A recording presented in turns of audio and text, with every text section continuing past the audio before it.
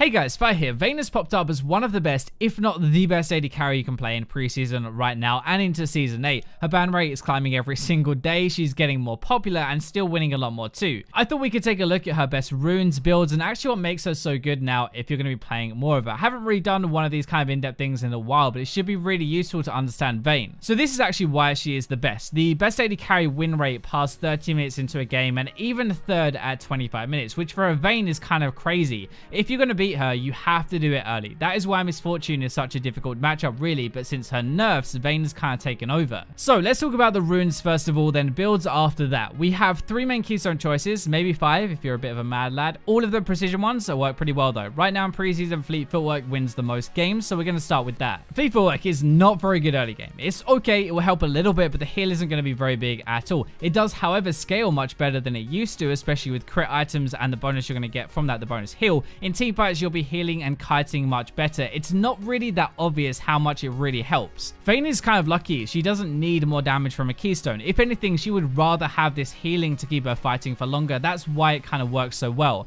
Basically, you will do less damage, you will not trade as well in the lane phase, but you will have a better team fight overall, and it is the easiest keystone to play with. Pressy attack is very good for the lane phase if you're going to be more aggressive and try to fight a bit more. It's very easy to use with Vayne. You want to attack 3 times anyway on a target for your silver bolts. This is the exact same idea, except all that damage after that is going to be higher. Your single target damage is insane with this, but you don't exactly need it if that makes sense. Like, that is what you're already very good at. There's no need to make it better. The main thing though is the early to mid game fights. So the 2v2s, the 3v3s, the 4v4s around Dragon and stuff, it gives you a big damage boost at that point in the game. Lethal Tempo is the very fun option, and not many take it right now actually. It can be very good, especially for team fights, but it's a lot harder to use. This takes off more where Pressy attack starts to fall off actually. Once you have a few crit items, you will do a lot more work. Like you crit more silver bolts as well, so it's a lot more damage. You can also use this in lane to push harder. You auto the enemy to proc it, and then also minions to shove and keep it out of your tower. This is something really that is actually better than it seems. I think I've tried it a few times. It feels pretty good. It depends mostly on you and how it feels to you, but it is harder to use. That's why the win rate is lower. There are 2 others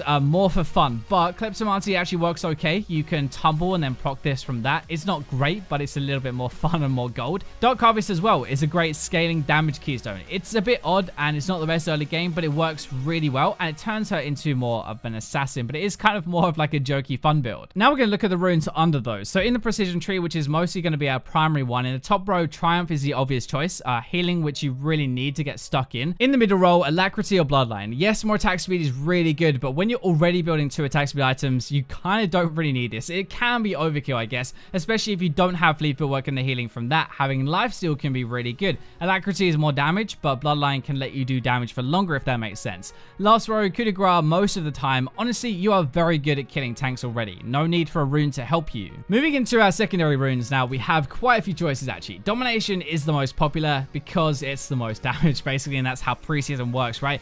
Top row, Taste of Blood or Sudden Impact. Now, Taste of Blood is kind of like a mini Fleet Footwork. The healing is decent and will help you a little bit to survive the lane phase, but it is more lane focused. Fleet Footwork, more team fight focus. Sudden Impact is just a ton of damage, has really good synergy as well, procs from your tumble and makes that tumble do even more. It's very easy to proc it and do damage. Middle row is not used that often, but Eyeball Collection would be the best, giving you more AD. Last row, Ravenous Hunter though. Ravenous will provide a good amount of healing, which does add up over a game, and healing is really important on Vayne because you're going to be taking more damage. Relentless move speed is nice, but it's out of combat move speed, which again is more for roaming, something that Vayne doesn't really do.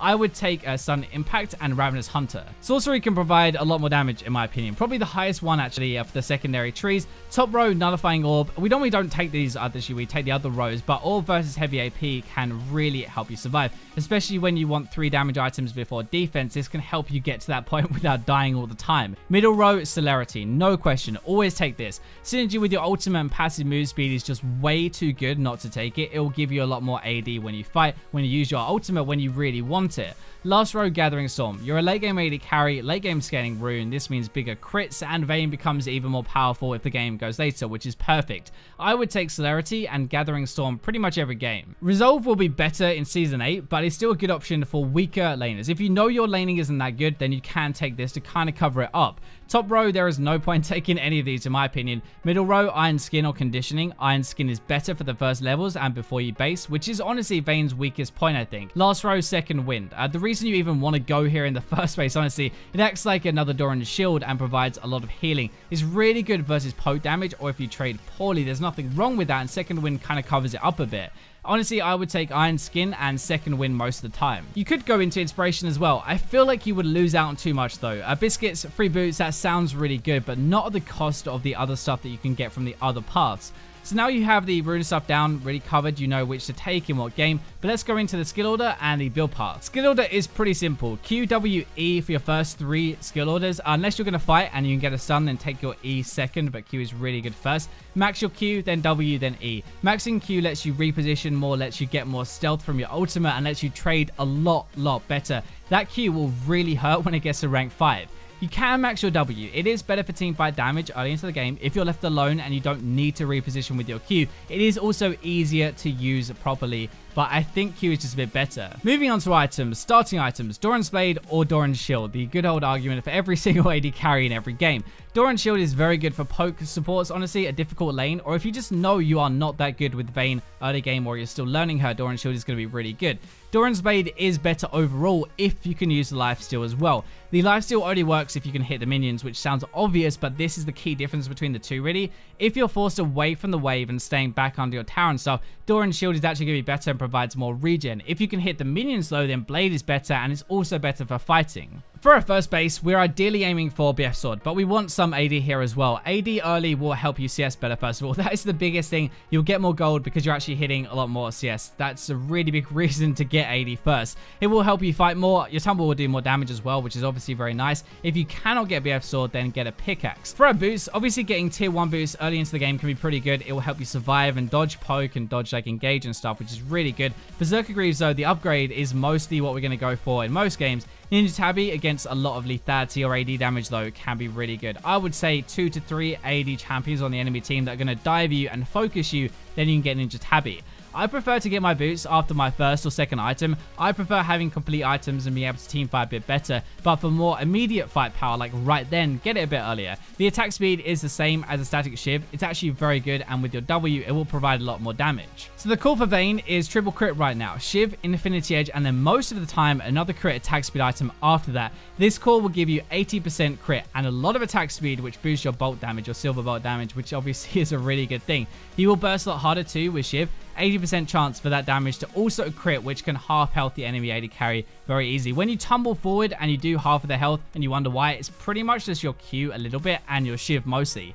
This is the point where Vayne turns from needing a bit of time to kill you into a burst monster. We're going to go over the final items in the build in a second, but what about Blade the Rune King? Some people still buy this, but honestly, crit is so good at the moment. There's like no reason not to buy it, I think. Blade will be less burst, but it is serious punishment against a tanky team. Plus, it will help you kite better at the same time. You can still pick this up as your lifesteal item, like definitely during the game and stuff. Rushing it against poke may be decent, but it's definitely not standard anymore. What about Rage Blade as well? Because it's pretty much the highest DPS item for Vayne. The extra attack speed plus silver bolts proccing every 2 instead of 3 hits is just crazy good. You can actually rush this, but personally right now at least, it's probably best as like a 5th or 6th item, so pretty much the last item in the game. I know that sounds very weird, but it will provide more damage than any other option you could actually buy. Once you have lots of attack speed already and lots of crit, the Rage Blade just takes it to a whole nother level. There's also something that I can't think about in my head, the 3 offense, 2 defense rule for most AD carries, but especially Vayne. 3 offensive items, in most cases. For this one, it is Shiv, Infinity Edge, and Rapid Fire Cannon. And then our last 2 items are defense. This doesn't mean like tank items like a Randuin's or anything, but at least some sort of defense. Mercurial Scimitar, for example, is actually a defensive item in my eyes. Yes, it has some AD, it will do a bit more damage, but it's got magic resist and the cleanse built in from QSS, aimed at keeping you alive. It also has lifesteal.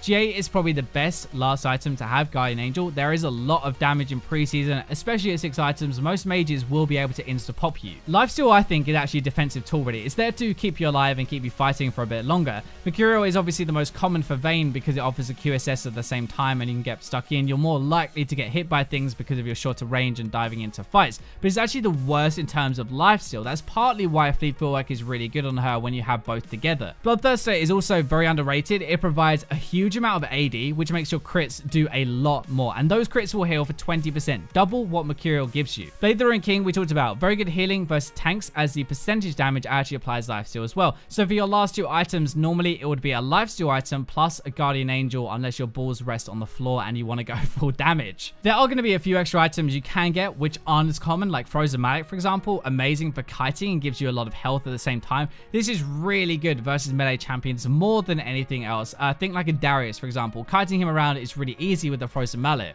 Millman Mortius would sub in for your GA or lifesteal slot, but like very good against a lot of AP damage. The shield is crazy good. It can cock block a lot of AP assassins. Last Whisper is decent, but it's also a slight noob trap in a way. Rage Bait should be better overall, honestly, in most games. But yes, like your crits will be reduced by armor. If you're facing 2 or 3 big ass tanks, Last Whisper, last item will actually help you cut them down. Also, using your Mortal Reminder will cut the healing, so in some matchups that can be really good. Finally, Duskblade, crazy good when you're ahead because it can reset from the stealth with your ultimate. Just make sure you sit in stealth for a little while to get the proc again and not immediately auto to cancel the stealth. It's only good when you're ahead though. That pretty much wraps up everything you're going to need to know now about the best setup for Vayne in Preseason and Season 8. Let me know what you think if you enjoy these in-depth videos. Again, thank you for watching, and for now, I'll leave you with the robots.